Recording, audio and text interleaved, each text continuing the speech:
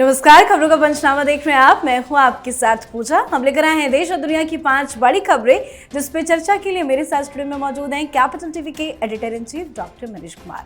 Doctor साहब, बहुत बहुत स्वागत है आपका। धन्यवाद। सबसे पहले नजर हेडलाइंस पर। धुआंधार चुनावी प्रचार में जुटे पीएम मोदी। महाराष्ट्र के अकोला में विशाल रैली को किया संबोधित। महाविकास अघाड़ी पर बोला हमला। संविधान और धारा 370 के मुद्दे पर कांग्रेस को घेरा। संसद के शीतकालीन सत्र में वक्फ विधेयक 2024 पर रिपोर्ट पेश करेंगे जगदंबिका पाल। विपक्ष का विरोध जारी। गुवाहाटी की मीटिंग से विपक्षी सांसदों ने बनाई दूरी। संजय सिंह ने कहा, जबरन बिल पास कराने की हो रही है तैयारी। झारखंड विधानसभा चुनाव से पहले इनकम टैक्स की बड़ी कार्रवाई। हेमंत सोरेन के पीए के घर आईटी ने मारा छापा। 15 से ज्यादा ठिकानों पर हुई रेड से जेम में मचा हड़कंप। दिल्ली में 10,000 मार्शल्स को फिर से मिलेगा रोजगार। सीएम आतिशी ने किया बड़ा ऐलान, तो दूसरी तरफ कांग्रेस की दिल्ली न्याय यात्रा केजरीवाल के लिए बनी मुसीबत। बांग्लादेश में हिंदुओं के कत्लेआम का बन रहा बड़ा प्लान। हिंदुओं को दी गई बड़ी धमकी। हिफाजत इस्लाम ने किया ऐलान, कहा इस्कॉन भक्तों को पकड़ो फिर कत्ल करो। खबरों की शुरुआत में सबसे पहले बात पीएम मोदी के धुआंधार चुनावी प्रचार की। महाराष्ट्र और झारखंड में विधानसभा चुनाव के लिए चुनावी माहौल काफी गर्म हो गया है। तमाम राजनीतिक पार्टियां चुनाव प्रचार में जोर शोर से जुटी हुई हैं। इस बीच आज प्रधानमंत्री मोदी ने महाराष्ट्र के अकोला में चुनावी रैली को संबोधित किया। रैली को संबोधित करते हुए पीएम ने एक बार फिर एकजुटता का संदेश दिया और कांग्रेस से लोगों को सावधान किया। पीएम मोदी ने कहा कि कांग्रेस पार्टी जानती है, देश जितना कमजोर होगा कांग्रेस उतनी मजबूत होगी। आपको याद रखना है, एक है तो सेफ है। अलग अलग जातियों को लड़ाना यही कांग्रेस की फितरत है। इसी के साथ पीएम मोदी ने इंडिया ब्लॉक पर जम्मू कश्मीर से संविधान को खत्म करने की इच्छा जताते हुए कहा कि दुनिया की कोई भी ताकत वहां अनुच्छेद 370 को बहाल नहीं कर सकती। पीएम मोदी ने यह भी कहा कि कांग्रेस और उसके सहयोगियों को पाकिस्तान के एजेंडे को बढ़ावा नहीं देना चाहिए और अलगाववादियों की भाषा नहीं बोलनी चाहिए। महाविकास अघाड़ी पर कटाक्ष करते हुए पीएम ने कहा कि इसमें ना तो पहिए हैं और ना ही ब्रेक, और ड्राइवर की सीट पर बैठने के लिए यहां मारा मारी है। पीएम मोदी तो कोई मौका नहीं छोड़ते और मुद्दे भी नहीं छोड़ते। देखिए, प्रधानमंत्री मोदी ने आज फिर से इस बात की पुष्टि की कि भारतीय जनता पार्टी इस नारे को छोड़ने वाले नहीं है कि बटोगे तो कटोगे। प्रधानमंत्री थोड़ा सोफिस्टिकेटेड वर्जन इस्तेमाल करते हैं कि एक रहोगे तो सेफ रहोगे, और बार बार इस चीज़ को बताया गया। और भी कई सारी चीज़ें की। प्रधानमंत्री मोदी ने कहा कि ये तेलंगाना, कर्नाटक, हिमाचल प्रदेश, ये सब गांधी परिवार के लिए एटीएम है। सरकार बनते ही वहाँ पे भ्रष्टाचार शुरू हो जाता है और वो मलाई खाने की मशीन बन जाती है जहाँ जहाँ कांग्रेस की सरकार है। तो उन्होंने कहा कि भाई महाराष्ट्र को बचाना है भ्रष्टाचारियों से, महाराष्ट्र को बचाना है कि ये फिर कहीं गांधी परिवार के लिए एटीएम ना बन जाए, और इसीलिए प्रधानमंत्री मोदी बिल्कुल ऑफेंसिव पे नजर आ रहे हैं। जी, अब बात वक्फ संशोधन बिल की। संसद का आगामी शीतकालीन सत्र 25 नवंबर से शुरू होकर 20 दिसंबर तक चलेगा और इसी सत्र में वक्फ संशोधन विधेयक पर जेपीसी के अध्यक्ष जगदंबिका पाल रिपोर्ट पेश करेंगे। मोदी सरकार की पूरी तैयारी रहेगी कि इसी सत्र में बिल को पास कराया जाए। लगातार मीटिंग्स भी हो रही है, रिपोर्ट तैयार की जा रही है, पर विपक्ष का विरोध जारी है। आज जेपीसी अध्यक्ष जगदंबिका पाल की अध्यक्षता में असम के गुवाहाटी में मीटिंग हुई। ये बैठक आज से शुरू होकर 14 नवंबर तक चलेगी। भुवनेश्वर, कोलकाता, पटना और लखनऊ में विधेयक की जांच के लिए मीटिंग्स होनी है। तो वहीं आज संजय सिंह ने बड़ा आरोप लगाया। मीडिया से बात करते हुए संजय सिंह ने कहा कि पीएम नरेंद्र मोदी वक्फ संशोधन विधेयक को जबरन पारित करने की कोशिश कर रहे हैं। क्या शीतकालीन सत्र में इस बिल को पास कराया जाएगा? मुझे समझ में नहीं आ रहा है कि जबरन पारित कैसे होता है। जबरन पारित होने का क्या मतलब है? पार्लियामेंट चलता है नियम कानून से। पेश किया गया, आप लोगों ने कहा भाई जेपीसी, इसके ऊपर सबके विचार आने जरूरी हैं, जेपीसी बना दिया गया, संवैधानिक व्यवस्था है। जेपीसी की रिपोर्ट आएगी, फिर लोकसभा में जाएगा, राज्यसभा में जाएगा, वहां पास किया जाएगा।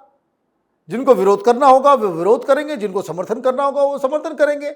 ये जबरदस्ती कानून पास कराने का ये कौन सा लैंग्वेज है? ये कौन सा लैंग्वेज है? अगर आपके पास संख्या नहीं है, इसमें प्रधानमंत्री का तो दोष नहीं है। दोष उल्टा आपका है कि आप हर दिन वहां तमाशा करते हो, मारपीट, गाली गलौज, बोतल फोड़ के आप चेयरमैन के ऊपर फेंकोगे और बाहर आकर के आप कहते हो भाई संविधान बचाना है।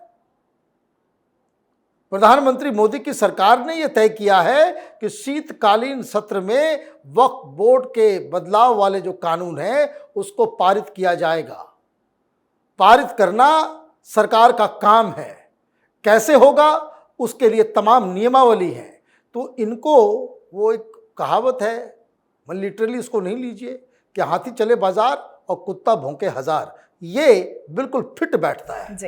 अगली खबर में बात झारखंड विधानसभा चुनाव से पहले इनकम टैक्स की बड़ी कार्रवाई की। झारखंड के मुख्यमंत्री हेमंत सोरेन के निजी सचिव सुनील श्रीवास्तव और उनसे संबंधित लोगों के कई ठिकानों पर आज सुबह सुबह इनकम टैक्स की टीमों ने छापेमारी की है। ये छापेमारी 15 से ज्यादा ठिकानों पर की गई है। इसमें हेमंत सोरेन के निजी सचिव सुनील की पत्नी और उनके पारिवारिक सदस्यों के घर भी शामिल है। बताया जा रहा है कि आयकर विभाग की ये कार्रवाई जमीन, कोयला या फिर मनरेगा में हुए घोटाले को लेकर की गई है। इस छापेमारी से जेएमएम में हड़कंप मचा हुआ है। चुनाव से पहले ये बड़ा झटका हेमंत सोरेन को लगा है। चुनाव से पहले ये कितना बड़ा झटका होगा? बहुत बड़ा झटका है। मैं तो देख रहा था एक टेलीविजन चैनल जो कांग्रेसी चैनल है पूर्ण तरह से, उसके रिपोर्टर वहां चले गए और वो ये कह रहे हैं कि ये तो चुनाव से पहले बड़ा ही राजनीतिक इस्तेमाल हो रहा है। वो रिपोर्टर ही बोल रहा है, पब्लिक खड़ी हो गई।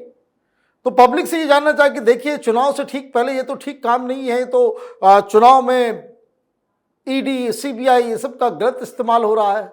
वहां मौजूद तमाम लोगों ने कहा कि चोर को पकड़ने के लिए जो काम किया जाए, जब भी किया जाए वही सही है। काला धन जमा करके, और उन लोगों ने कहा कि इन तमाम लोगों को तो हम लोग पहले से देखते आ रहे हैं। इन लोगों ने जब से सरकार बनी है तब से ये लूट खसोट करने में ही बैठे हुए हैं। गरीब जनता के लिए मीडिया आवाज नहीं उठाएगी। ईडी, सीबीआई का गलत इस्तेमाल हो रहा है, उसके लिए प्रपंच किया जाएगा।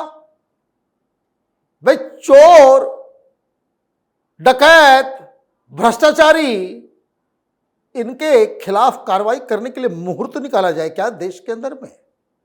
कि चुनाव की घोषणा हो गई तो ईडी, सीबीआई वाले घर जाकर के सो जाए। जितने भी भ्रष्टाचारी हैं उनको पकड़ने के लिए जब भी उपयुक्त समय मिलता है वो काम सरकार को करना चाहिए। बिल्कुल। अगली खबर में बात दिल्ली की राजनीति से जुड़ी। दिल्ली सरकार ने आज सिविल डिफेंस वॉलंटियर्स को बहाल करने का प्रस्ताव पारित किया है। दिल्ली के मुख्यमंत्री आतिशी ने प्रेस कॉन्फ्रेंस कर बस मार्शलों को फिर से तैनात करने का अहम फैसला सुनाया है। उन्होंने कहा कि सिविल डिफेंस वॉलंटियर्स को सोमवार से फिर से रोजगार मिल जाएगा। तो दूसरी तरफ कांग्रेस केजरीवाल के लिए मुसीबत बन गई है।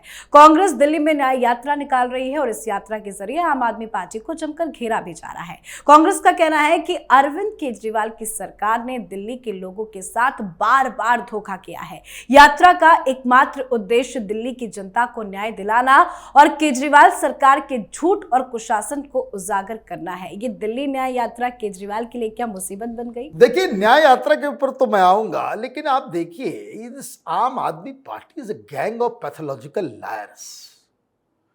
भाई जॉब है, मार्शल आप जो ये कर रहे हो, या फिर जो सिविल वॉलंटियर्स, सिविल डिफेंस वालों को जो आप घोषणा आपने की, ये जॉब है। पिछली बार क्यों हटाया गया?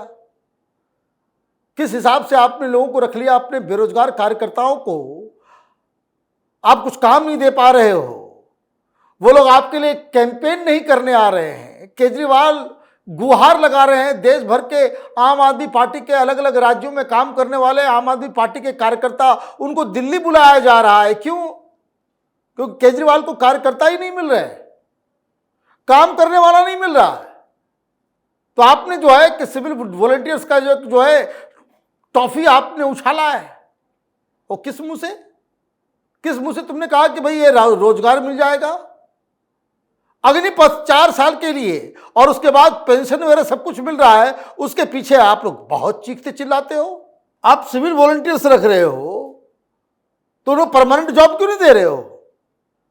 मतलब आप लोगों को बेवकूफ बनाने के लिए कुछ से कुछ आप माने सिर्फ घोषणा करने वाले, प्रचार और भ्रष्टाचार, ये 2 निशानी है केजरीवाल की राजनीति की। और कांग्रेसियों को अब अकल आई है कि भाई केजरीवाल चाहे वो पंजाब में, चाहे वो गुजरात में, या फिर सबसे पहले दिल्ली में, वो केजरीवाल इसलिए है क्योंकि उसने कांग्रेस की छाती पे बैठ के कांग्रेस पार्टी को तोड़ा है। उसके जो वोटर्स जो गुजरात में थे वो आम आदमी पार्टी में आ गए, दिल्ली में जो कांग्रेस के वोटर्स थे, नेता थे, उसको आम आदमी पार्टी में तुमने ले लिया, पंजाब में भी वही किया, हिमाचल में भी वही होगा।